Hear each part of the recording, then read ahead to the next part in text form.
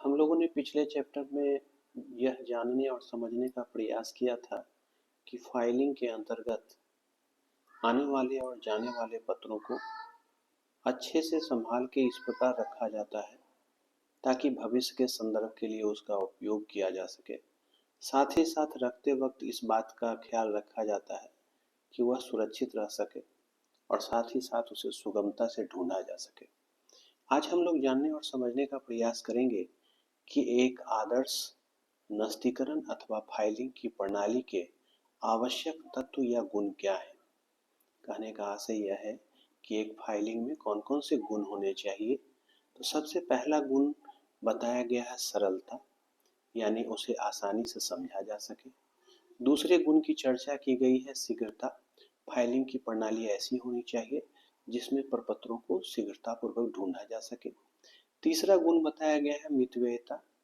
Filing की प्रणाली ऐसी होनी चाहिए जिसमें फाइलिंग के प्रणाली का अनुप्रयोग करने से बहुत ज़्यादा खर्च नहीं होना चाहिए, यानी उसमें मितव्ययिता का गुण विद्यमान होना चाहिए। चौथा गुण दिया गया है सुरक्षा। फाइलिंग की प्रणाली ऐसी होनी चाहिए जहां पर प्रपत्रों को सुरक्षित रखा जा सके। पांचवा गुण बताया गया है लोचदार। फाइलिंग की प्रणाली के गुण में ये बहुत ही महत्वपूर्ण गुण है कि संस्था के विकास की अवस्था में फाइलिंग की प्रणालियों को कभी कभी बदलने की आवश्यकता होती है। वह फाइलिंग की प्रणाली उत्तम कही जाएगी जिसमें लोच के गुण हो। अगला कहता है छठा पॉइंट, फाइलिंग में गोपनीयता का गुण होना चाहिए, यानी प्रपत्रों को ऐसी फाइलिंग प्रणाली में रखी जानी चाहिए जिसमें गोपनीयता भंग नहीं हो। अगला सातवां गुण है अल्पस्थान। फाइलिंग की प्रणाली ऐसी होनी चाहिए जिसमें बहुत अधिक स्थान न ले। अगला आठवां गुण है शीघ्र पहुंच। फाइलिंग की प्रणाली ऐसी होनी चाहिए जहां पर पत्रों में को ढूंढने के क्रम में आसानी से पहुंचा जा सके। अगला गुण है अनुकूलता। फाइलिंग की प्रणाली ऐसी होनी चाहिए जो किसी भी संस्था के लिए अनुकूल हो। अब हम लोग जानने और समझने का प्रयास करेंगे कि फाइलिंग की प्रणालियों को कितने वर्गों में विभक्त किया गया है। तो मोटे तौर पर हम लोग जानते हैं कि फाइलिंग की प्रणाली को दो वर्गों में विभक्त किया जा सकता है, जिसमें पहला है लेटी या समधरातल फाइल प्रणाली, यानी हॉरिजॉन्टल फाइलिंग सिस्टम, और दूसरा है खड़ी फाइलिंग प्रणाली, जिसको हम लोग वर्टिकल फाइलिंग सिस्टम भी कह सकते हैं। सबसे पहले हम लोग जानेंगे कि लेटी हुई फाइलिंग प्रणाली क्या है। तो कहता है लेटी फाइल प्रणाली के अंतर्गत पत्र लेटे रखे जाते हैं या लेटी हुई अवस्था में रखी जाती है। पत्रों को बांध दिया जाता है ताकि इधर उधर न हो। पत्रों को लेटी अवस्था में रखी जाने वाली सभी फाइलों को इसमें सम्मिलित किया जाता है, यानी इसके अंतर्गत बहुत सारी प्रणालियां हैं। वो सारी प्रणालियां जिसमें पत्रों को लेटी हुई अवस्था में रखी जाती है उसे लेटी हुई फाइलिंग प्रणाली कहते हैं। चूंकि इसमें पत्र लेटी अवस्था में रखे जाते हैं इसलिए इसे लेटी हुई फाइल प्रणाली कहते हैं। कहता है कि लेटी हुई फाइल प्रणालियों के बहुत सारे प्रकार हैं। उसमें सबसे पहले हम तार की फाइल की चर्चा करेंगे। कहता है यह एक प्राचीन और सरल पद्धति है।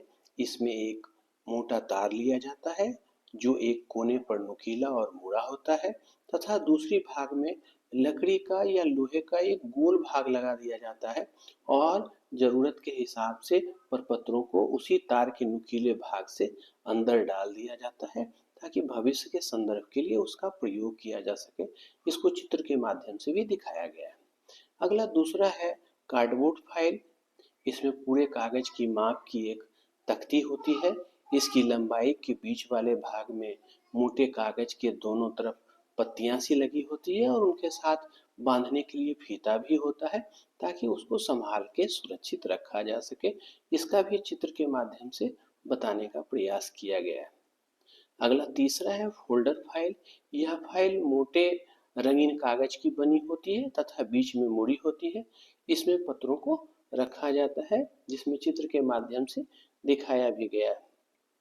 अगला है चौथा नंबर प्रतिलिपि पुस्तक प्रणाली। इस प्रणाली का उपयोग बाहर जाने वाले पत्रों की प्रतिलिपि लेने के लिए किया जाता है। इस पुस्तक में पत्रों की प्रतिलिपियां सुरक्षित होती है। सामान्य तौर पर हम लोग देखते हैं जब भी हम लोग कोई सामान खरीदने जाते हैं दुकानदार के द्वारा इसी प्रतिलिपि पुस्तक प्रणाली का उपयोग किया जाता है, जिसके माध्यम से वह अपने वाउचर को बनाता है, जिसमें वह ऊपर वाली प्रति पर जो भी बातें अंकित करता है, कार्बन कॉपी के माध्यम से नीचे वाली प्रति पे भी अंकित हो जाती है, जिसमें ऊपर वाले प्रति वह कस्टमर को दे देता है, नीचे वाली प्रति भविष्य के लिए प्रतिलिपि पुस्तक प्रणाली में रखी होती है ताकि जरूरत पड़ने पर उसका प्रयोग किया जा सके। अगला है कबूतर खाने वाली फाइल। आपने चित्र के माध्यम से भी देखा है।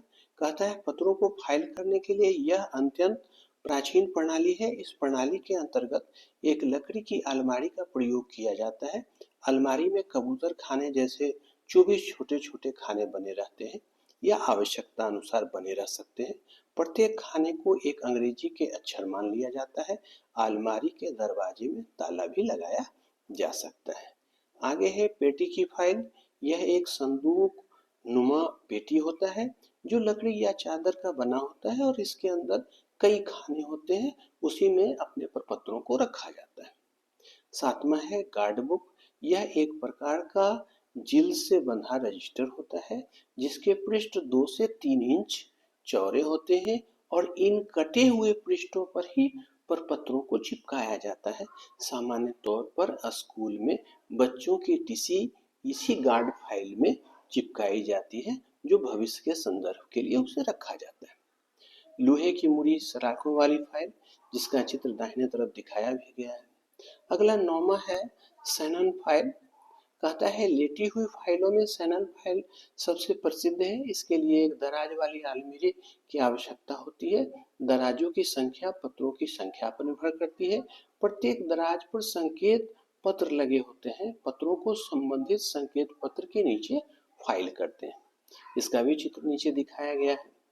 आगे है हम लोगों ने देखा कि लेटी हुई फाइल प्रणाली की विभिन्न प्रणालियों में प्रपत्रों को लेटी हुई अवस्था में रखा जाता है, जबकि अब नीचे जो चर्चा की जाएगी उसमें प्रपत्रों को खड़ी हुई अवस्था में रखने की प्रणाली बताने की कोशिश की गई है। तो दूसरा है खरी फाइल प्रणाली।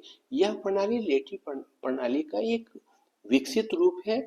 इस प्रणाली में प्रपत्र खरी अवस्था में रहते हैं, इसलिए इसे सीधी फाइल या खरी फाइल कहते हैं। आधुनिक व्यापारिक कार्यालय में यह प्रणाली अत्यधिक प्रचलित है। धन्यवाद।